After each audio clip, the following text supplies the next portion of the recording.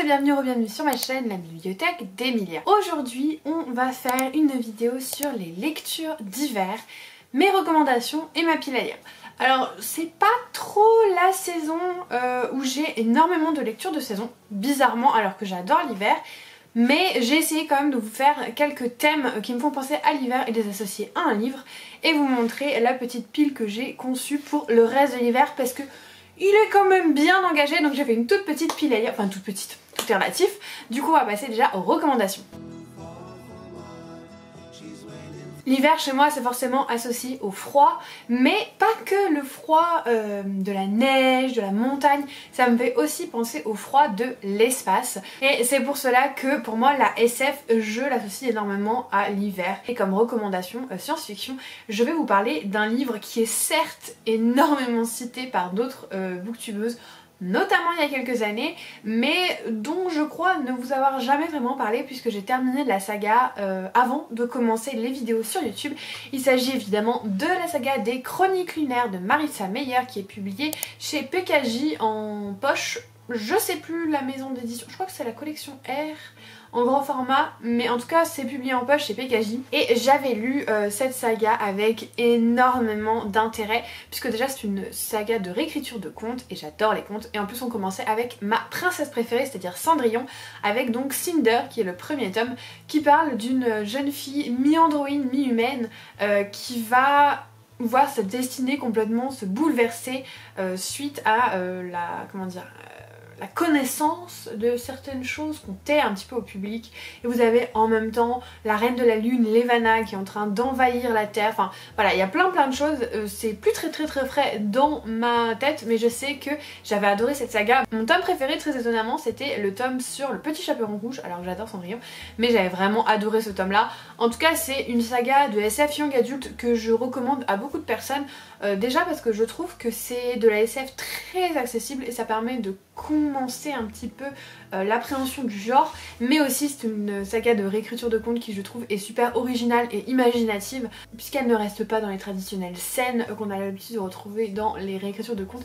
Je trouve qu'elle est très imaginative là-dessus. Du coup c'est de la SF que je vous recommande chaudement et que je suis très contente d'avoir lu, vraiment ça avait été une super lecture. Ensuite pour moi l'hiver c'est aussi associé à ce que j'appelle le huis clos, ces ambiances un peu oppressantes où souvent on est dans un chalet enneigé. Enfin les huis clos je trouve que c'est très souvent à la montagne, perdu dans la neige, voilà. Et là je vais vous parler d'un livre que vous n'avez sûrement jamais vu passer puisqu'il est très peu connu, mais moi j'avais vraiment adoré ce livre, je l'avais reçu vraiment dans le cadre du prix d'électrice féminin, je n'avais jamais entendu parler et tellement je l'ai aimé que je l'ai fait dédicacer à l'autrice. Il s'agit de Blizzard de Marie Vintra, publié aux éditions de l'Olivier. Alors ça c'est un genre un peu hybride entre le contemporain, le polar et le suspense. Voilà, c'est vraiment un truc un peu hybride, mais c'est l'histoire en fait d'une tempête de neige, donc parfait pour l'hiver, en Alaska, avec un petit garçon qui disparaît et en fait tout le village va se mettre un petit peu à sa recherche, mais on est cloisonné un petit peu dans cette forêt. En plus il y a la menace de la tempête qui fait que les personnes ne peuvent pas se déplacer comme elles le voudraient, et en fait petit à petit on va avoir les pensées de tous les personnages et on va découvrir qu'ils cachent tous un sacré sombre secret, et vraiment ça avait été un roman un peu coup de poing. Voilà, il fait 180 pages, là, sachant que les pages, vous n'avez pas grand chose dessus. Ça avait vraiment été lu en très peu de temps et je l'avais adoré. Donc si jamais par exemple vous le croisez en médiathèque et que vous avez envie d'un huis clos dans la neige, vraiment je vous le conseille, il est vraiment chouette. Et donc qui dit huis clos me fait forcément penser à thriller nordique, puisque nos amis les Scandinaves savent bien agrémenter leur polar de descriptions de paysages enneigés, de froid, voilà, ils ont une manière d'instaurer une espèce de froid persistant dans leurs histoires, et forcément j'étais obligée de vous parler d'un auteur nordique. J'aurais pu vous parler des très traditionnels Camilla Läckberg, Camilla Greb, mais j'avais envie de vous parler de Christopher Carlson qui a publié donc Sous les cendres chez Pygmalion. Voilà, histoire de changer un petit peu, puisque c'est un polar nordique qui se passe sur plusieurs décennies, et j'avais eu vraiment une très bonne surprise en lisant ce livre. Je l'avais dévoré, il fait 500 pages, mais je crois que je l'ai lu en 2-3 jours. C'est vraiment un polar qui, voilà, comme je vous disais, insiste sur ce côté très froid, très glacial, même dans les personnages. Je trouve qu'ils arrivent à transcrire ça dans les personnages. Et puis il y a une brutalité aussi très particulière au polar nordique que je retrouve là-dedans. Ça avait été vraiment une très très bonne lecture. J'avais vraiment adoré cette histoire. Alors oui, au début on a un peu du mal avec les prénoms nordiques, mais finalement on s'y habitue assez rapidement. Et puis celui-là vraiment, avec ses bons dans le temps, ses bons dans le passé, dans le futur, ça avait été vraiment une très très belle découverte. Donc si jamais vous cherchez un nouvel auteur nordique, on va dire, je crois qu'il est suédois mais je suis plus très sûre. Suédois, je vous conseille Christopher Carlson. Ensuite, moi, l'hiver, ça me fait aussi penser aux romans historiques. Pourquoi ? Je pourrais pas trop vous dire, mais du coup je vous en présente un qui est La librairie des rêves ensevelis de Madeline Miller, publié chez Charleston. Et dans cette histoire on est en fait pendant le Blitz à Londres, voilà, pendant la Seconde Guerre mondiale, et on va suivre une jeune femme qui va travailler en librairie pendant le Blitz. Ces librairies qui sont restées ouvertes pour essayer de donner un petit peu de baume au cœur à la population pendant ces temps très troublés. Et c'est une lecture très rapide hein, puisqu'il fait 230 pages, que j'ai adoré. Ça avait été magnifique, ça avait été touchant et en même temps pas du tout dans le mélodramatique, mais ça avait été vraiment touchant. Ça avait été une belle histoire de vie, une belle histoire d'espoir surtout. Donc vraiment j'avais adoré cette lecture. Si jamais vous cherchez un roman sur la Seconde Guerre mondiale, pas très long, mais qui traite pas forcément d'Auschwitz ou voilà, toutes ces thématiques qu'on a quand même l'habitude de voir, je vous le conseille, il est vraiment chouette. Ensuite, l'hiver, pour moi ça me fait également penser au voyage dans le temps. Pourquoi ? Je pourrais pas trop vous dire. Peut-être le rapport temps-espace, voilà, c'est quelque chose qui me fait vraiment penser à l'hiver. C'est des catégories de livres que j'associerais plutôt à l'hiver. Et je suis obligée de vous parler de La bibliothèque de minuit de Matt Haig, publié chez Mazarine, que j'ai complètement omis dans mon bilan de l'année, alors que c'est une de mes meilleures lectures. Je sais pas pourquoi je l'ai oublié, peut-être parce que c'est le premier livre que j'ai lu ou quelque chose comme ça en 2022 et que je l'associe peut-être à 2021, mais en tout cas c'est un livre qui m'a bouleversée. Alors je sais qu'il n'est pas pour tout le monde, j'en ai fait un vlog dédié, je vous le mets là, puisque il y a énormément de questions de presque développement personnel, mais moi je l'ai vraiment aimé. Il m'a débloqué pas mal de choses, il m'a fait ressentir beaucoup d'émotions. Et en fait on va suivre Nora qui a l'impression d'avoir tout raté dans sa vie et qui est sur le point tout simplement de mettre fin à ses jours, qui va se retrouver dans une bibliothèque et chaque livre qu'elle va trouver va lui montrer sa vie si elle avait fait un choix différent. Et voilà, ça avait été un livre qui m'avait vraiment ouvert les yeux sur pas mal de choses. Et je l'ai lu et vous verrez si jamais vous allez voir le vlog que j'ai lu, qui vraiment il m'a bouleversée. Donc j'étais obligée de le mettre là, sachant que je l'ai pour une raison complètement inconnue omis dans mon bilan de l'année. Mais voilà, c'était une très belle lecture et je vous le recommande très chaudement. On va passer à la fantasy, et pour moi les genres, ou du moins les sous-genres qui s'associent énormément avec l'hiver, en premier lieu tout simplement c'est la fantasy polaire. Donc la fantasy qui se passe dans des milieux enneigés, là où il fait froid, là où il y a de la neige.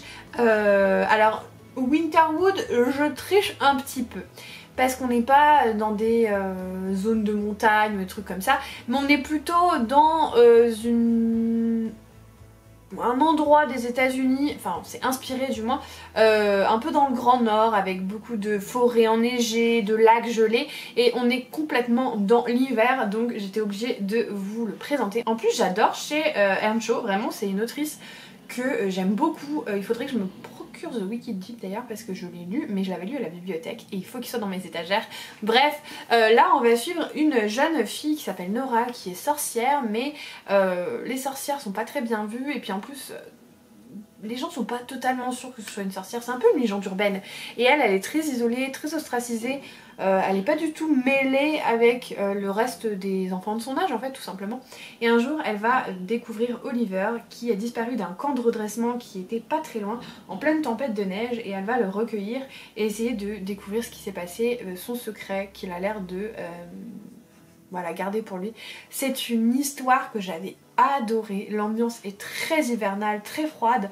Il y a des retournements de situation assez intéressants, et aussi il y a sur tout le long du livre des pages noires qui correspondent à ses ancêtres sorcières et à un moment de leur vie, et j'ai trouvé ça vachement chouette. Vraiment c'est un livre qui se dévore en 2 secondes et que je ne peux que vous conseiller pour la saison parce qu'il est tout à fait approprié et ça avait été une très bonne lecture, un très bon young adulte, un peu ésotérique, un peu mystique qui sort de ce qu'on a l'habitude de lire, donc voilà, j'avais vraiment beaucoup aimé ce roman. Et enfin le dernier genre que pour moi j'associe forcément à l'hiver, c'est la high fantasy ou la fantasy médiévale pour ceux qui ne sont pas habitués du terme, et pour cela je suis obligée de vous recommander l'Assassin Royal de Robin Hobb, cette saga incroyable que j'ai commencé, qu'il faut que je continue et que j'adore et qui revient sur le devant de la scène puisque le premier tome, ou la saga en tout cas, a été nommé livre préféré des Français et enfin c'est pas de la littérature blanche que 40 pèlerins ont lu, là on a enfin des genres qui représente vraiment la population française et c'est pas seulement l'élite de la littérature française, voilà, qui peut prétendre au titre. Ça fait du bien d'avoir un livre de fantasy comme le livre préféré des Français quoi, enfin genre enfin on est reconnu alors que tout le monde crache sur la fantasy alors qu'en fait c'est juste incroyable la fantasy. Bref, aparté terminé, c'est l'histoire d'un bâtard qui s'appelle Fitz, qui est donc le bâtard du futur roi, qui est appelé à la cour pour devenir l'assassin de son grand-père. Donc l'assassin, voilà, il va être formé pour devenir un assassin et en fait il est un peu particulier parce qu'il possède 2 particularités. À la fois il peut parler aux animaux et ça c'est interdit donc il essaye de le cacher, mais à la fois il a ce qu'on appelle l'art qui va lui permettre de dans un premier temps parler en pensée avec quelqu'un et dans un second temps peut-être pouvoir le contrôler. Voilà, c'est un peu flou mon résumé, mais en même temps c'est une saga qui est tellement dense, qui est sur au moins 30 ou 40 livres. Alors, divisé en plusieurs trilogies, rassurez-vous, vous n'êtes pas obligé de vous embarquer pour tout l'univers entier, mais voilà, je vous conseille énormément l'Assassin Royal si vous l'avez pas encore lu, tout simplement.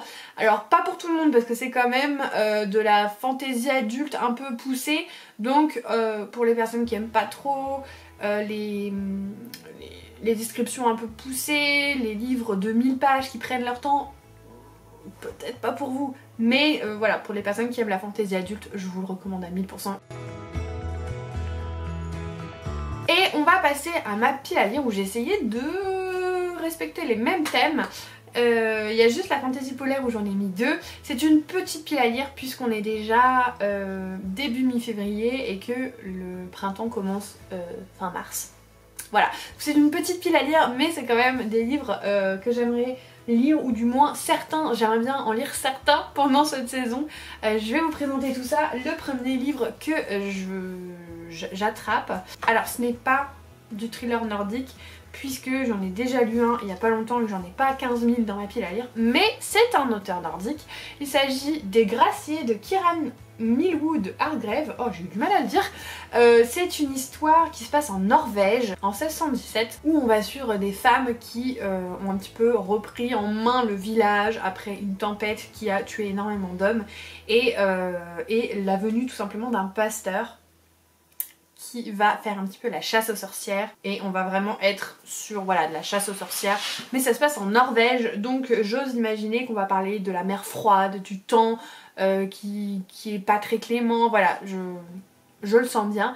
J'aurais pu vous présenter également La sorcière de Limbrecht qui est un peu dans la même veine mais qui est aux Pays-Bas et surtout c'est une sortie que vous voyez ces derniers temps donc je préfère vous montrer d'autres livres, mais celui-là me tente également beaucoup. Ensuite de l'espace avec Phobos, le tome 2 de Victor Dixon, cette saga young adulte qui se passe dans l'espace, qui commence par un espèce de bachelor dans l'espace qui a été cassé.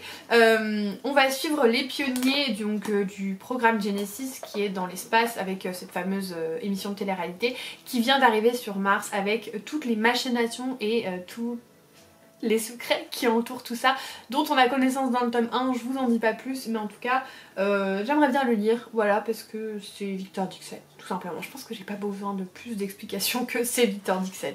Ensuite en ce qui concerne le voyage dans le temps, je me suis procuré Tant que le café est encore chaud de Toshikazu Kawaguchi. Voilà, j'ai dû le dire très très mal mais c'est pas grave, on s'en fout.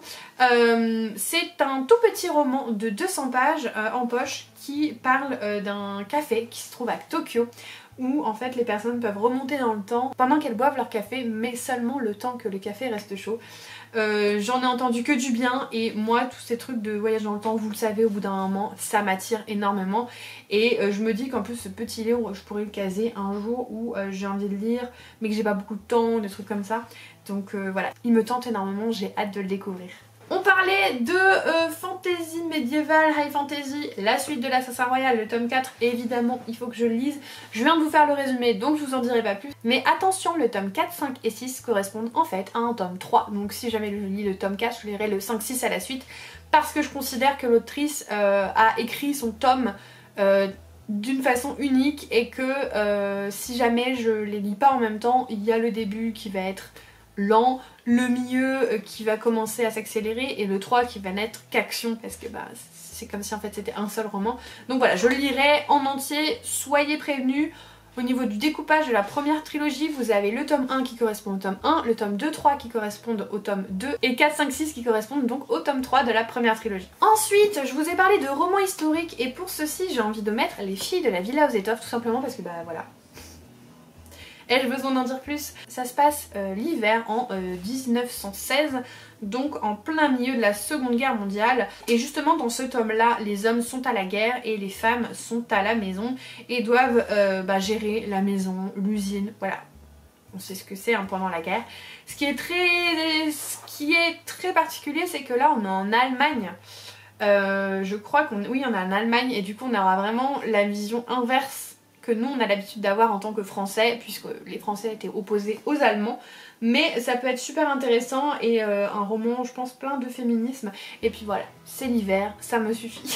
Ensuite, un roman que j'ai très envie de lire en huis clos, il s'agit, du meurtre de l'Orient Express d'Agatha Christie. Tout simplement parce que déjà je sais que toutes les représentations que j'ai pu voir, ça se passe en plein au milieu d'une tempête de neige. Donc déjà on y est, et puis je n'ai encore vu aucune adaptation, donc j'aimerais bien lire le livre avant de voir les adaptations.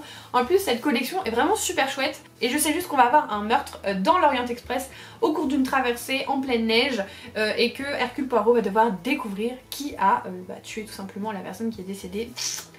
Il va être temps de mener l'enquête les amis. Et enfin je vous ai préparé 2 livres de fantasy polaire puisque c'est 2 livres que je suis sûre de lire au mois de février, donc je vous les présente. Le premier c'est Les Serpents Argentés de Rochenichowski. Vous voyez ça se passe en Russie, il y a de la neige partout, je suis obligée de le lire en hiver. On va suivre donc la petite bande du premier tome qui va se rendre tout simplement en Russie pour réaliser un autre casse. Alors pour ceux qui connaissent pas, Les Loups Dorés, c'est un scénario qui est plutôt similaire à Six of Crows, sauf que c'est plutôt dans du fantastique et pas dans du fantasy, puisque on est dans notre monde avec de la magie. Mais c'est quand même notre monde, on est à Paris, on est en Russie, voilà, c'est pas comme, le Grishaverse où on est dans un monde complètement inventé. Et puis au-delà que ce soit des personnages qui sont un petit peu des laissés pour compte qui vont se réunir pour faire un casse, je trouve que c'est quand même très différent. Il y a l'Ordre de Babel qui est une institution un peu société secrète qui a une énorme importance dans le bouquin. Voilà, il y a pas mal de choses qui diffèrent et moi qui n'ai pas aimé Six of Crows, ne me jetez pas des cailloux. J'aime beaucoup cette saga, alors c'est pas ma saga coup de cœur mais je la trouve vraiment très sympathique. Et enfin le dernier livre que je vais vous présenter, c'est Une promesse de givre de Marine Sivan, publié chez Scrinéo, que j'ai eu la chance de recevoir de la maison d'édition. Je sais qu'on est dans de la fantaisie polaire, là on est à fond dedans. Avec une histoire de frères et sœurs qui sont séparés et qui doivent se retrouver avec des paysages enneigés dans la taïga qui est, pour ceux qui ne connaissent pas la taïga, c'est comme la toundra, voilà, c'est des paysages du Grand Nord, voilà, où il y a du froid, de la neige, des arbres, voilà. Vous avez compris quoi. Et voilà, je crois qu'on va vraiment suivre les 2 frères et sœurs qui vont essayer de se retrouver coûte que coûte après avoir été séparés. Voilà, c'est un livre que j'ai très envie de lire, j'en ai entendu de très bons retours en plus. Donc super cool de pouvoir lire une autrice française qui va faire de la fantasy polaire, moi ça me tente. Ce sera lu de toute façon ce mois-ci, donc vous aurez bientôt mon avis sur la chaîne. Et puis voilà, on est arrivé à la fin de cette vidéo sur mes recommandations et ma pile à lire de l'hiver. N'hésitez pas à me faire une recommandation sur justement un livre que vous associez à l'hiver et que vous avez adoré. Et si jamais vous êtes arrivé au bout de la vidéo, n'hésitez pas à mettre un petit emoji qui vous rappelle l'hiver. J'espère que cette vidéo vous a plu. Si jamais vous souhaitez soutenir ma chaîne, n'hésitez pas à vous abonner, mettre un petit commentaire et un pouce en l'air. Et en attendant la prochaine vidéo, comme d'habitude, je vous souhaite de merveilleuses lectures et je vous fais des bisous.